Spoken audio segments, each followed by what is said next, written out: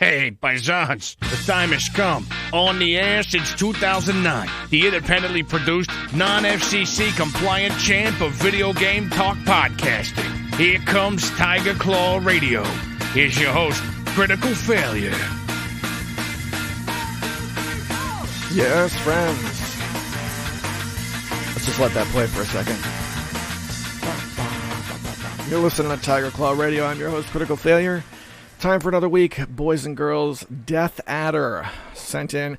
Do you call it an audio comment at this point? It's a 21-minute spot. So we're going to have a mini Death Adder super show, which is great since he hung up his podcast.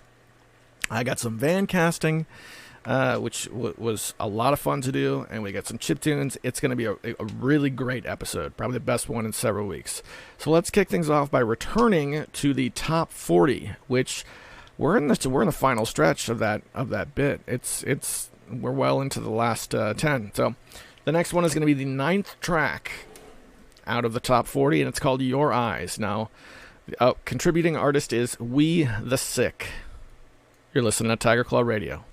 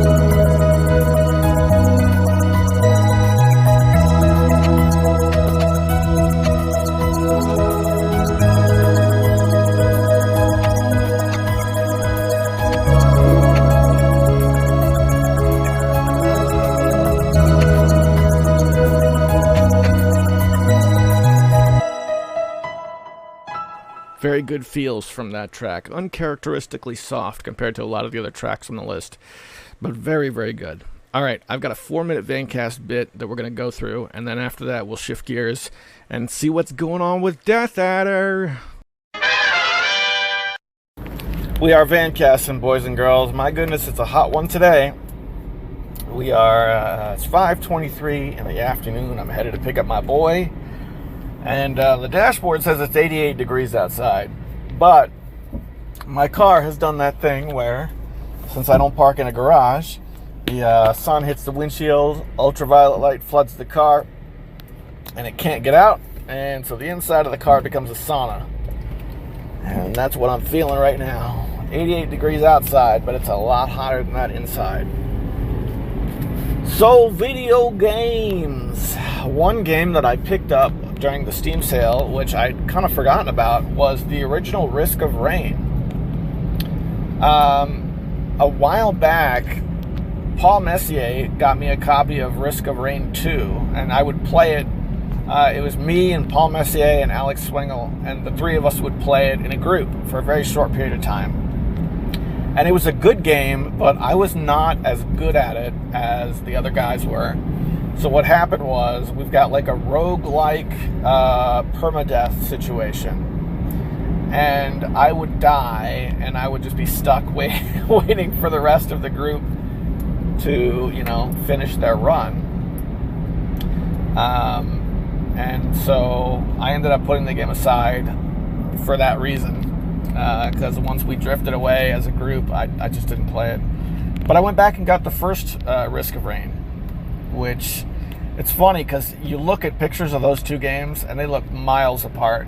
The very first game looks almost like Pico 8 graphics, except the resolution is really, really high. Pixelated and very small graphics versus Risk of Rain 2, which is like beautifully 3D rendered and animated. But even though they look miles and miles apart, I was running through it today, and they play very, very similar, which is kind of a shock. So I played the first Risk of Rain for probably about a half an hour today, and I gotta say I really enjoyed it. I can't remember what I paid for it, but it was not a lot. It was like 99 cents or $1.99 or something. It's one of those things where the second game appears to have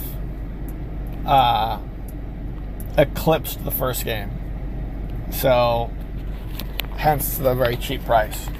But I don't know. If you like roguelikes, action roguelikes, then hey, it's highly recommended. I don't know that by and large, I don't think action roguelikes are really my thing. Like, there are some good ones out there, but when it comes to roguelikes, I like them turn-based, I like them to play like the old days. As I like to say, the best roguelike in history was Rogue. And that's the model, as far as I'm concerned. So that was Risk of Rain. That was one game that I picked up that actually got played. So keep your eyes peeled. I don't know what the regular price is off the top of my head, but I know it goes for very cheap very frequently. So there you go. What's funny is I'm thinking about it now, and I'm trying to remember other action roguelikes that I play. And I remember what they look like, but the names are all escaping me. Like, all of them. There was one that was like Crawl, but that wasn't it, because that's another game. I don't know. Action roguelikes, they're a thing. Well, with that, boys and girls, I'm going to go ahead and send you guys back to the studio. I'll see you there. Ladies and gentlemen, the incomparable Death Adder. All right, how's it going? Critical Failure of Tiger Claw Radio.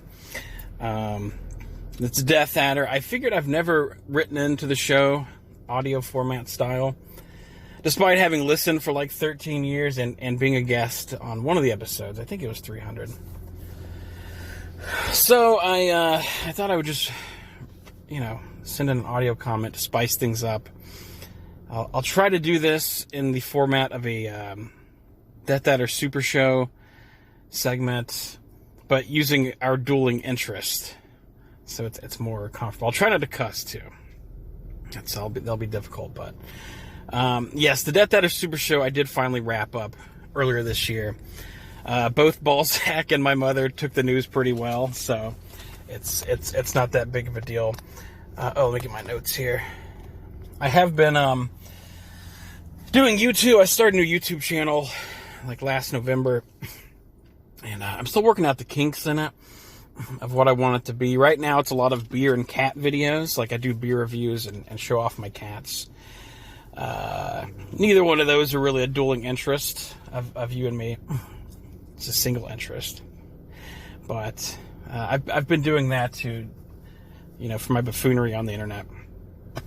And it's been all right. It's been okay. All right. So, yes, congrats on having 1 trillion episodes. I don't know what number you're at, but it's a lot.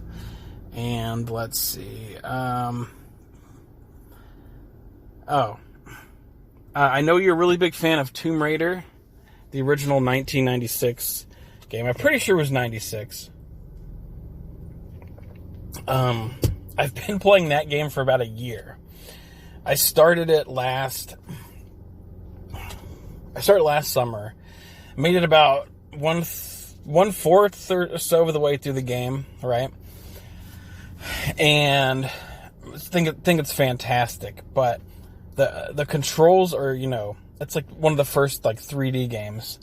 So having to move lore around combined with figuring out puzzles, while a great game, it really weighed on me, so I took a break and I came back this summer and I made it another, chunk or two of the way through. I think I'm about 2/3 of the way through the game now. And the same thing happened. I just, it's a great game, but it feels a bit like a chore. But I know that's one of your favorite gaming memories is playing Tomb Raider with your brothers and the T-Rex and such. So I've been super, super appreciating Tomb Raider, and I hope to finally beat it by at least the year 2026. Which will it be the 30th anniversary? Oh, that's depressing. Make sure this is still recording. It is. So the summer sales came up recently. It's mid July as I'm recording this. July 17th to be exact. I know the episodes are 2 weeks off on YouTube. It's a summer sale. Yeah, crazy hot. I'm in the Deathmobile right now. And it's saying it's 91 degrees outside of my car. I think I'm a 7-hour straight shot drive south of you here in the Carolinas. And so you probably know, you probably have the same amount of heat and humidity that kicks our butt every summer. But yeah, the summer sales just happened. I was wondering if you got any games from there. I got my gaming PC maybe about 2 years ago, and I've hopped on I think every sale to some degree, but I didn't buy a single thing this time around. Some of the sales seemed worse. Doom is usually goes on sale for 99 cents, for example, and that's been on my wish list, since day one. But this time it was $1.99. I'm I know, the economy's in the tank. Western civilization is crumbling. But I'm this is a game that came out in 1993. It's not even real. It's just some digital ones and zeros on Steam. You can't just keep it 99 cents. I don't know. It bothered me a little bit. I actually ended up cleaning up my wish list because I'd just been adding all sorts of madness on there. Stuff that, I can't say on your program, but how Steam has more adventurous games than, say, Xbox. When I first started PC gaming hardcore, I would click on all these hilarious titles, and I guess I can't talk about it. But so I went through and I cleaned up a bunch of that stuff, and I went through and I looked at games that I'm I don't think Microsoft Flight Simulator will run on my computer, so I took that off. Games like that. So that to me was what I got out of the summer sales. It felt refreshing to, drop my wish list, cut the majority of it down. And luckily, before the summer sale started, I did pick up Stardew Valley on sale for, I think it was $11.99. A couple weeks before the Steam sale. And I know you've played that game because I saw it. When I click the game, it says critical failure played for a few hours. So here's a question. Did you enjoy Stardew Valley? I wasn't sure if it was a game you played or if it was a game like you just let your kids play, because, it's not exactly a manly man's game. But I truly adored the game. I had to use mods with it because right out of the gate, I could tell it was going to be a long, long haul. And I don't have any regrets using most of the mods. I used this basic cheat menu one where you can speed up your character so he moves faster. I gave myself, $1 trillion, so it's like I'm Elon Musk moving into town. And that kind of stuff. And then I went through and I grinded through the caves, so I still felt like I wasn't cheating myself too much. But fantastic game. I truly, truly liked it a lot with mods.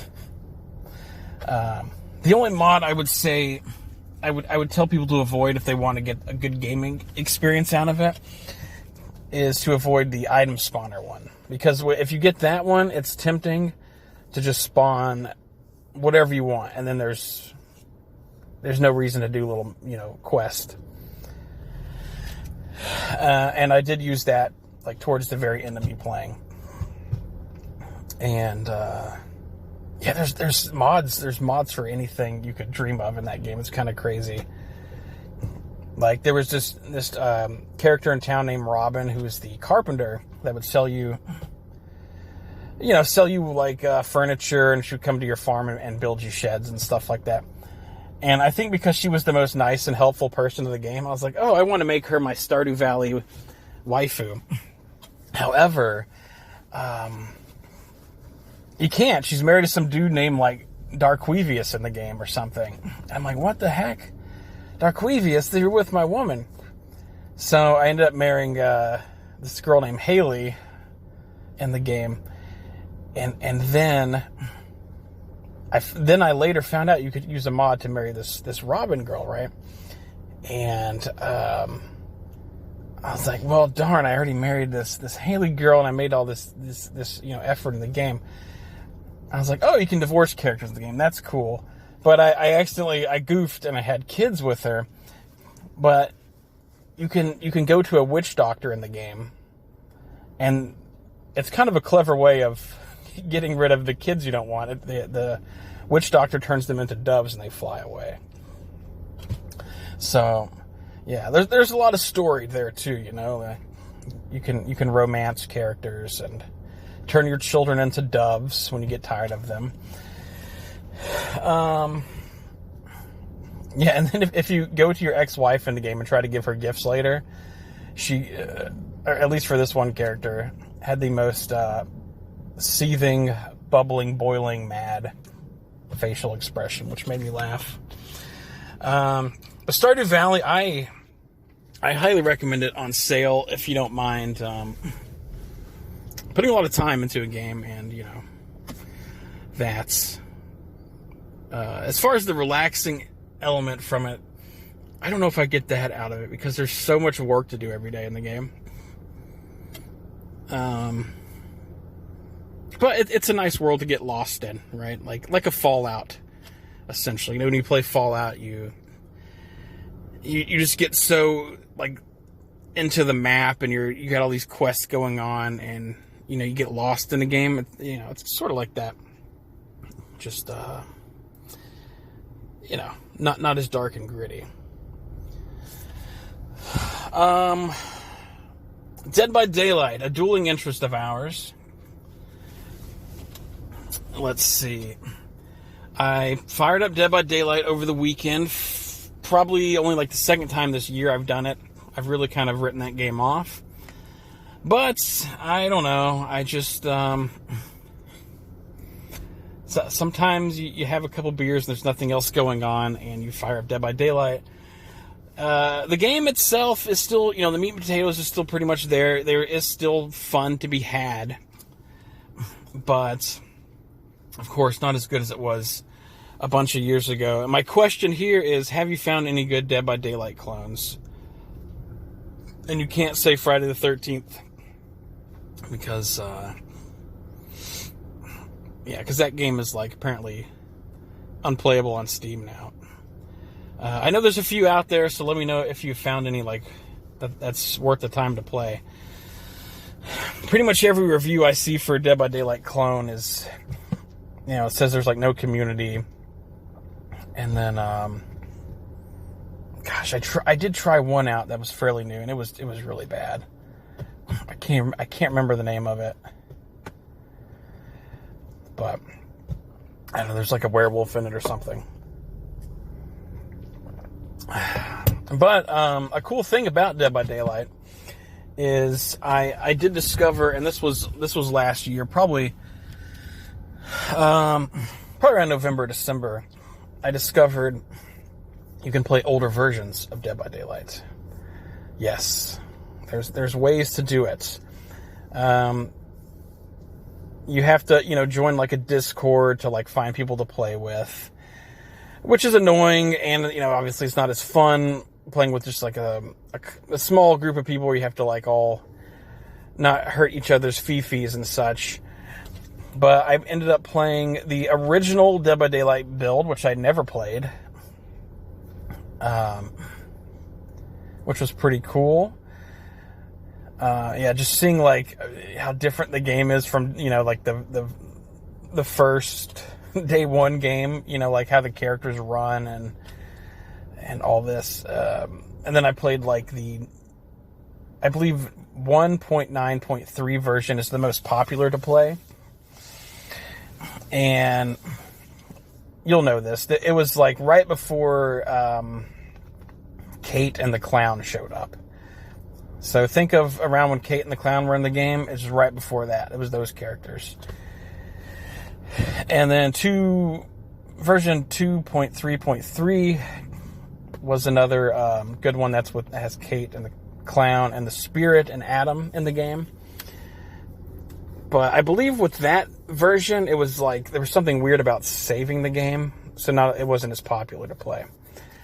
But anywho, it was really neat to just like go back into a DeLorean and see the game when there wasn't a million different Rick and Morty flags all over the place, and the fog was there. There's a lot more fog and darkness, and they hadn't done like the overhaul in the characters' appearances. Like later on in the game, that they kind of, I don't know if you know this, but they changed like the faces of the characters and they just look more goofy and stuff. So, I don't know if you ever get your TISM hooked on DBD again, which it's definitely possible. Once an addict, always an addict. Then look into playing that 1.9.3 version, and get on Discord somewhere, and it's kind of cool. But the current game,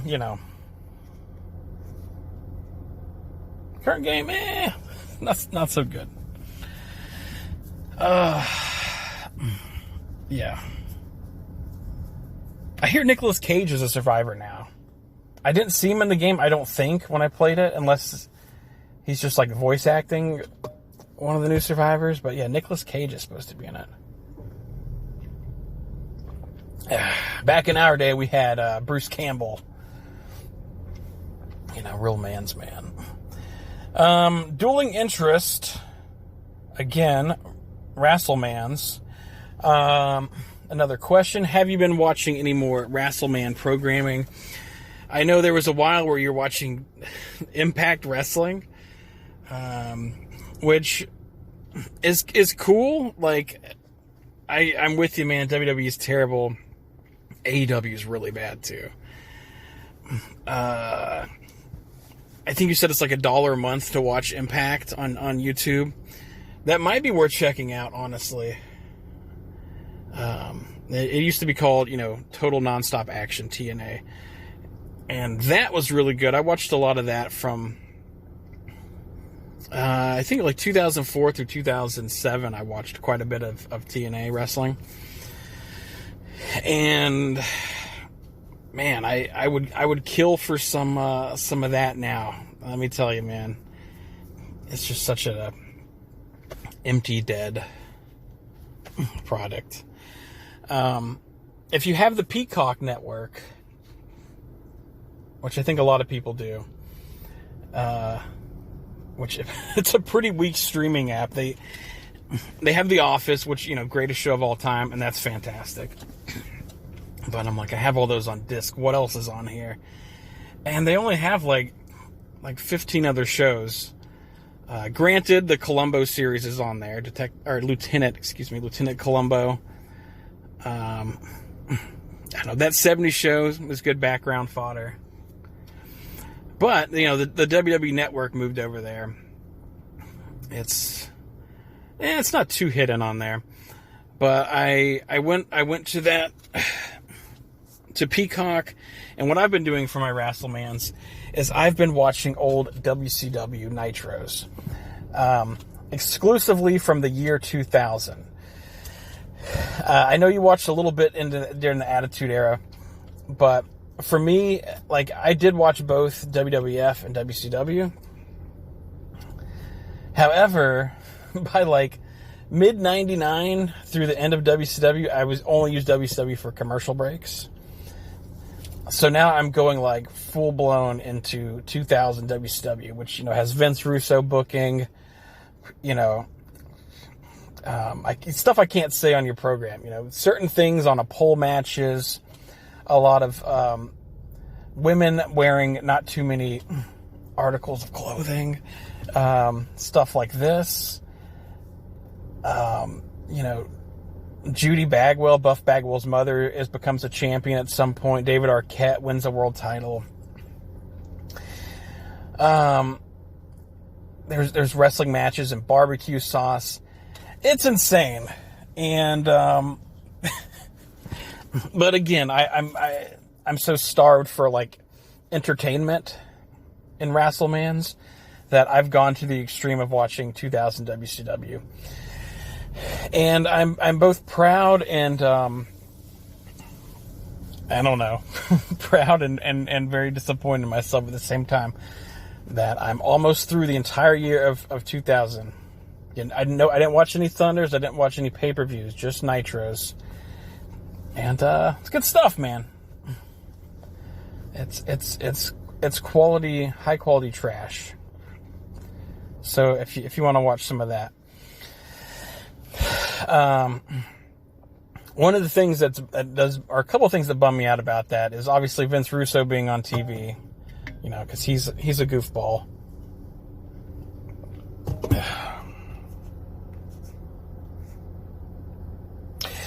And Jeff Jarrett being on TV a bunch because he was buddies with Russo back in the WWF days. So when he came to WCW and Russo was there, Russo pushed him as a main eventer, which, Jeff Jarrett, I like him for starting TNA, and he's got some funny catchphrases, but yeah, he's not a good thing on TV. Mike Awesome, who's this huge, towering man. He's probably 6'6", 285 or something. Huge guy. Former ECW World Heavyweight Champion. He comes into WCW. They have him be a pretty powerful force to reckon with. And now, with Russo there, he has turned into that 70s guy. He wears 70s corduroy suits and has his hair feathered and that kind of stuff. And he has a following of heavy-set women. He's called the Fat Chick Thriller. And there's stuff like that makes me sad, But for the most part, good stuff. Yeah, so I guess that is it. I hope this audio comment helped make getting your recording out whichever week this comes out a little bit easier. So yeah, just letting you know, I will beat Tomb Raider 1996 by the year 2026. Did you pick up any good summer sale Steam games? What are your thoughts on Stardew Valley? I liked it. Dead by Daylight, still bad, but the older versions are playable if you look for them. And are you still watching Wrestlemans? How's TNA Impact Wrestling? I must know. All right, critical failure. I'll see you around, bud.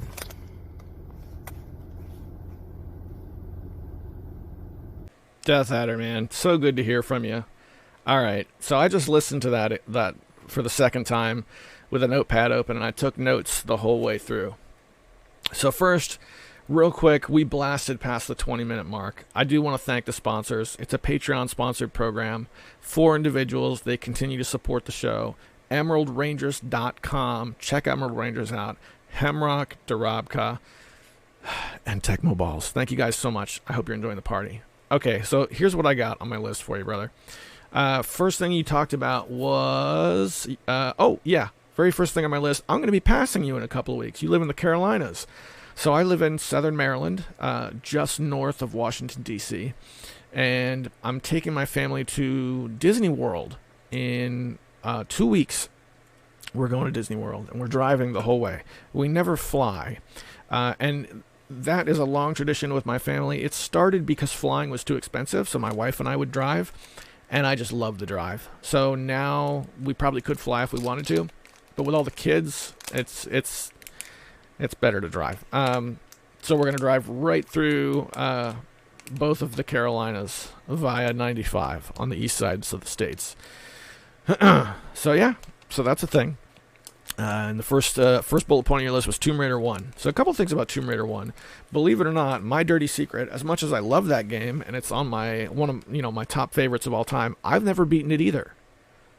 For my entire childhood and most of my adulthood, there's a level in the mid-range through the game called the Citadel, and the Citadel was the checkout point for me. I couldn't pass that level.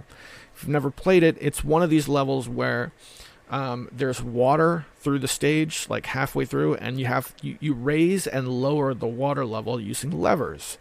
I played it as an adult, and I was able to beat it, but I never played the game through to completion. Now, when I was a kid, my older brother played it through to completion, and I sat and watched the whole thing. This was pre Let's Plays. You couldn't watch everything on the internet at that point. So because of that, I was like, all right, I'll play as much as I want, and that's enough.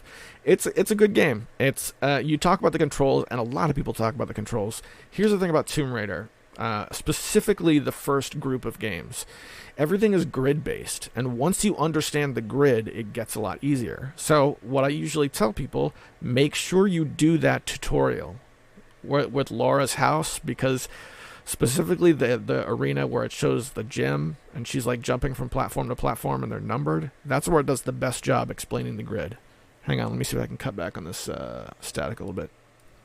Okay, it's not the static, it's just I have this little personal air conditioning unit because it's boiling hot in my office, so I don't think there's much I can do about it.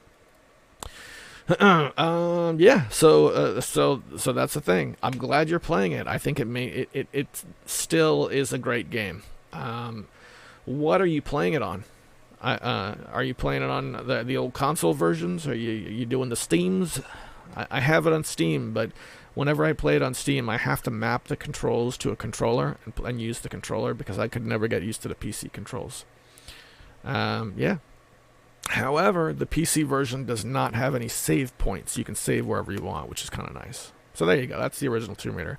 I still love it. Yes, it's flawed to high heaven, but still a favorite of mine. You asked about what I got for the summer sales. I got an assortment of things. The most recognizable, I think, is the Capcom Arcade series. I bought a bunch of those games because they were 99 cents a piece. I ended up buying 12 of them, spread apart between Volume 1 and Volume 2. I got the D&D Silver Box, and I got a game called Legacy Realm of Terror, which is my new favorite thing. Highly recommend checking that out. And and a couple other assorted nonsense. Finally, you asked about Doom. You said Doom usually goes down to 99 cents. And they only went down to $2. I'm surprised it still goes down to 99 cents, to be honest, because you might remember a couple of years ago, they did a remaster of Doom and Doom 2. So that's what you get now when you buy Doom off of Steam, as opposed to getting the 1995, Windows 95 package. And the remaster that they did is actually really, really good. First of all, it still comes with the old Doom stuff. if you want to go that route. So it's not like you're stuck in the remaster. Also, it has easy multiplayer, and servers are up and running, as opposed to like the original Doom was done with like IP dial-up connections. So there, so you had to really know what you were doing or use an external app. For years when we had Doom Night, we would use Skulltag and Xandronum, these external source port applications. You don't need to do any of that anymore if you want to play Doom online. So if you don't have it, I mean, I would still recommend it for the $1.99. But that's a thing. I would be surprised if that ever goes down to 99 cents again, I think is the point I'm making. Next, we talk about Stardew Valley. So I looked it up when you mentioned it, and I put 26 hours into Stardew Valley, and the vast majority of that is me. I know my daughter tried it once or twice, but most of that is me. I got into it real hardcore over the span of like a few days, and then I put it aside. I really liked it, man, and I wasn't expecting to either. But yeah, it's a big world, a lot of stuff to do. It's a great sandbox game. I will say that one of the things you talked about is how there's a lot of work to do. Most of that work can be automated, and I found this out like towards the end of my tenure with that game. You can build sprinklers so that you don't have to water everything day in and day out and stuff like that. The only thing that made me feel pressure was, as per the story, you have 2 years to earn your grandpa's approval, and because of that, I felt pressure. But everywhere I read is like, that doesn't stop the game. The game just goes until you don't feel like playing anymore. So there's no reason to feel any kind of pressure when you play it. And I never did the waifu business just because I never reached the point where that was the part of the game I wanted to explore. I was more interested in like building my farm and just upgrading my tools and stuff like that. So yeah, Dead by Daylight's a fun game. I tried to make the jump from Dead by Daylight over to Harvest Moon, because I believe it's a spiritual successor to Harvest Moon. And the old the emulation handhelds all play various versions of Harvest Moon, because that was Game Boy Color, Super Nintendo, Nintendo 64. That's a franchise that's been around the block, and it plays very, very similarly. Didn't quite get hooked though. Something about Stardew Valley, I think that was special. They didn't have back in the days. So there you go. That's Harvest Moon. I occasionally come across the Android version, which I might get one day, because if it seems more like a game where I would pop in and do some things and then pop out.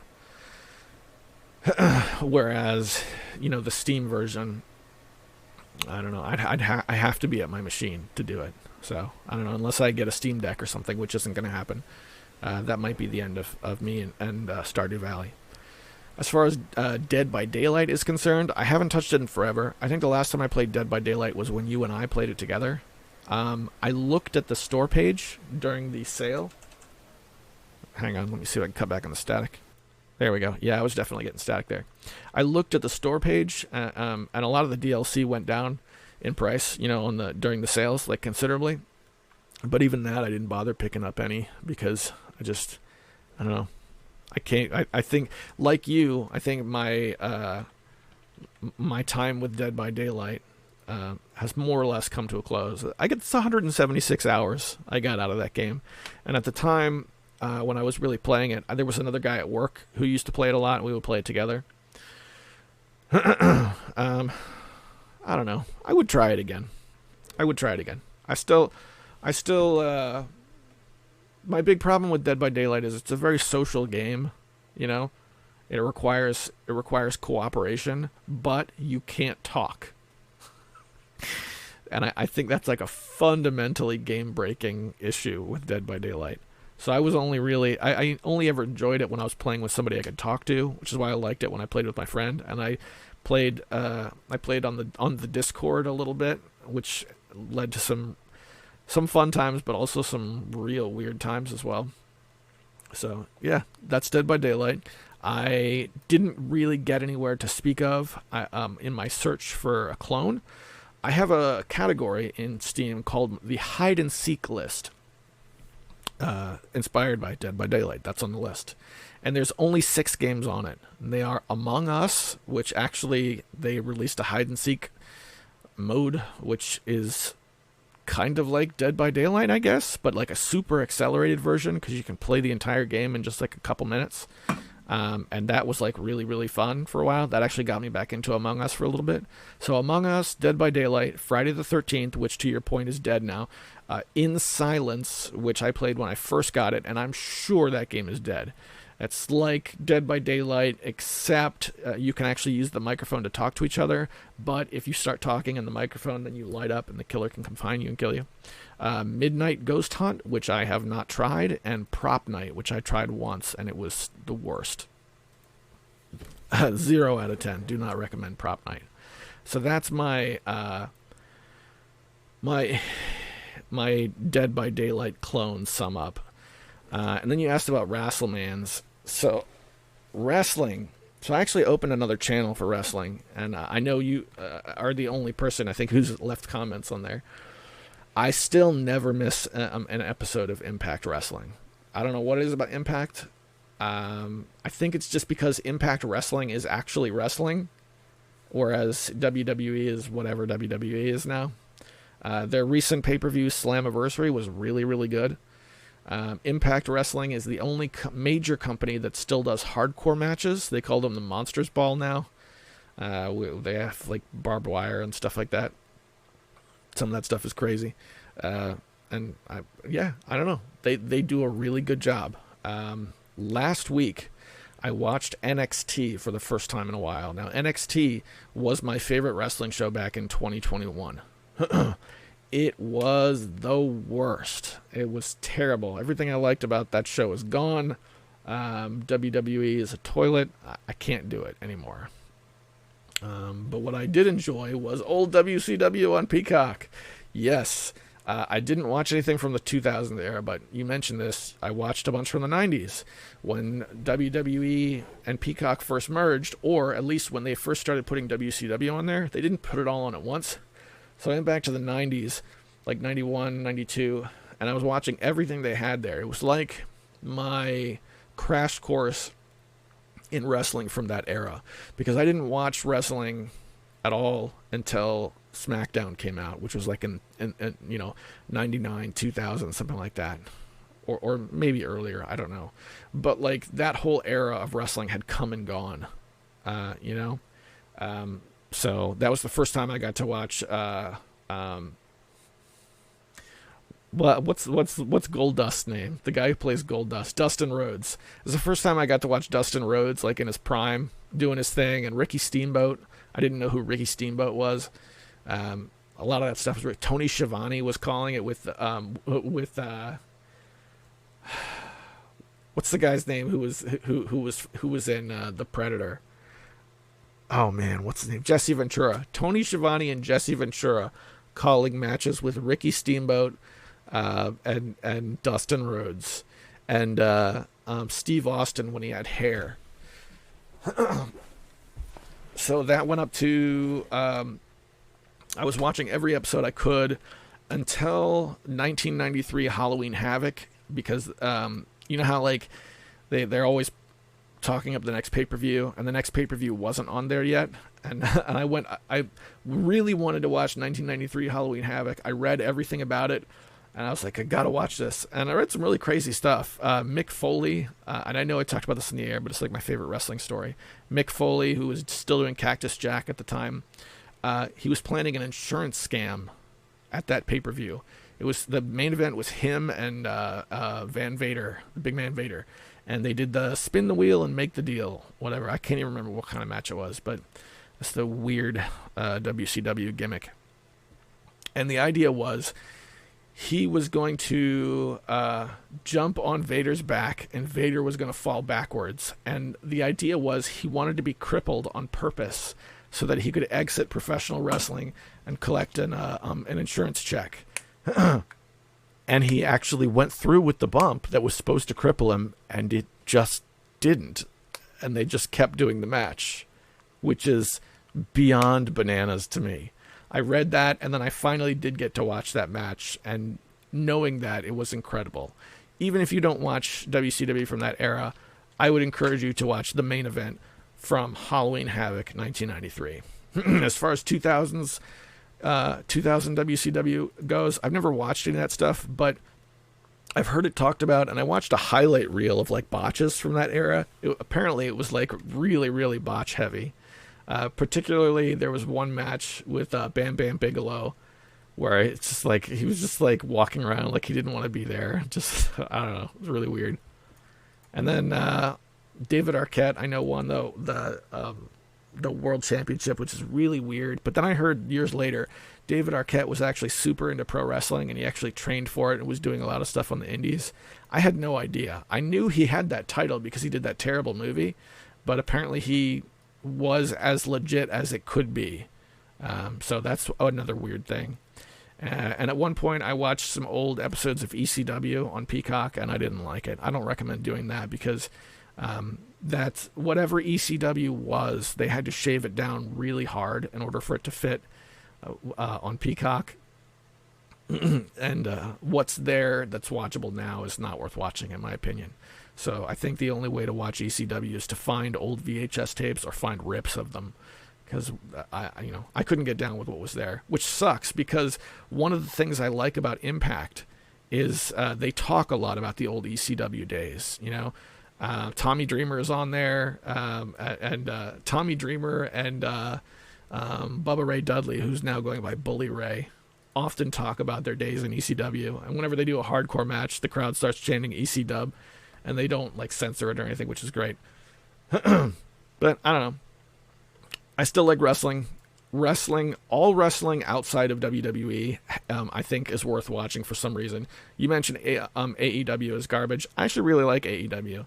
I don't like it as much as Impact, and the only reason why is because it was there were too many shows. There were 5 shows. 5 shows. 5? 4. You think about it. Rampage, Dynamite, Dark, and Dark Elevation. That's 4 shows a week. That's crazy.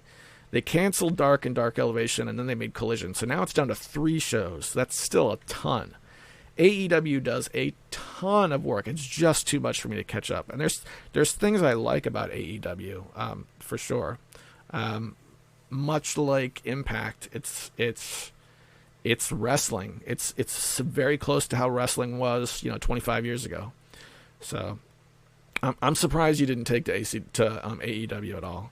I was sure you would have liked it, but is what it is, right? It's definitely not WWE. But that's the extent of my discussion on Wrestlemans. I wanted to try and keep that as brief as possible because I know the folks who listen to this, outside of you and I don't think there's anybody who likes the Wrestlemans. I know Swingle is an educated Wrestlemans person, but he honestly does. Actually, he might listen to this because I know he wanted to hear your bit. So, hi, Swingle.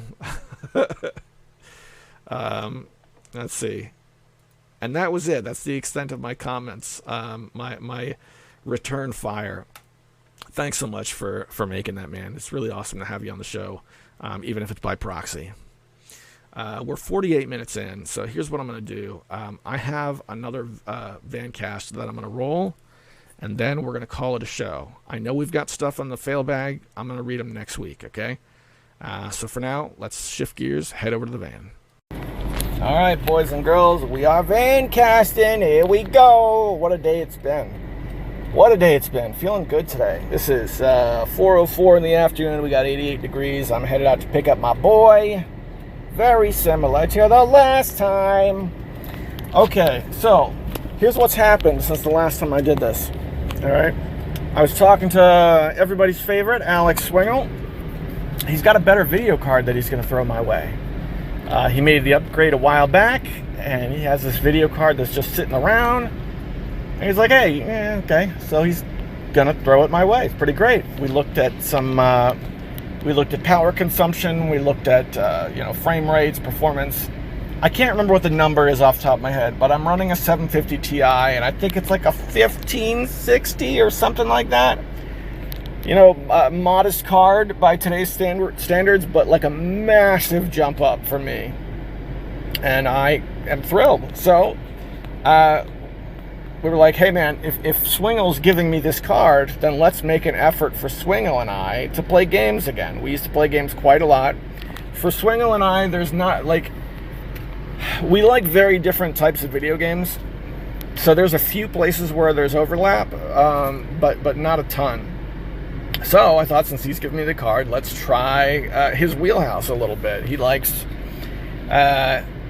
certain RTS games. I wouldn't say the entire RTS genre, because this is a very choosy individual, but we came up with a list that was like, here's a list of the games that he's really going to dig, and I'm going to pick one, and I'm going to study it so that I can figure out how it works. A couple years back, we played Dawn of War. The very first one, the Warhammer game. That's an RTS game. And like all RTS games, there is a build order. Units have their strengths and weaknesses. So if you're going to, do a competitive scrim, you got to know.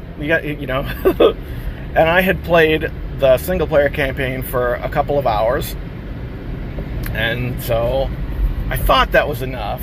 But then we went to do our competitive game, and what ended up happening as a result was I got so destroyed that I put the game down. And I wish I had my Steam collection in front of me, because it's still marked with like the last time you played, and that was that day, the last time we played it. So he said he doesn't care much for the Dawn of War franchise anymore, but the list we came up with was Warcraft 3 with custom maps, of course, not the campaign, but more like original Defenders of the Ancients type stuff. There was a tank mod that we played on Warcraft 3 a few times a while back, so that was one option. Warzone 2021, 2051, I can't remember the number, but Warzone something. Supreme Commander, and what was the last game? The last game is one that I can't remember off the top of my head, but it came down to Supreme Commander versus Warzone 21 whatever, because those were games I had in my Steam collection. I did very much enjoy Warcraft 3, but I don't have the Blizzard client installed, and one thing I don't want right now is game clients being installed that aren't doing anything. My old machine, before it died, I had GOG Galaxy installed, I had the Blizzard client installed, I had the Epic client installed, I had Steam installed. That's 4, and that's a ton. I think I may have also had like the Riot Games one, because I was playing League of Legends for a while. I'm not opposed to having like one of those installed again, maybe 2, but I know when we drift away from games, I don't always go back and uninstall them, so what happens is my hard drive space just sort of disappears. So anyway, so we settled on Forged Alliance, Supreme Commander. So I got Supreme Commander installed today, and I put about an hour and a half into playing the original Supreme Commander just to learn the game and get used to it. Feeling good so far, man. It is not as... maybe it's just like the where I'm at in the game right now, but it seems like a manageable amount of complexity. Some of these RTS games, the complexity just goes through the roof, and I can't follow the tech trees, and it just gets like too much. This one seems to strike a balance, at least for now. So it was a good hour and a half. So apparently multiplayer has been disabled. You know how it goes. They shut down master servers. Multiplayer support for games comes and goes. But there is a website, Forged Alliance Forever, which has a mod that, regains support, and people play it all the time. So I went through setting up my Forged Alliance Forever account. I went through hooking it up to Steam. I went through a lot of stuff today to get this game to work. So this is me really trying the RTS genre for the first time in a while. Because I played it when I got crushed in Dawn of War, but then the last time apart from that was when I bought the Command and Conquer Remastered Collection on Steam. I played Command and Conquer 1 a little bit around that time, but that was it. So that's been years ago. So Any RTS guys listening to this, apart from Alex Swingo, let me know what's good. What have you played in the past that's good? Because I think the RTS that I played the most in my life was Command and Conquer Red Alert, back when it came out. We had it on PlayStation because it was one of those games that supported the PlayStation Link cable, and I remember playing that the most, I think. All right, well, I'm about to pick up my boy, so I'll send you guys back to the studio.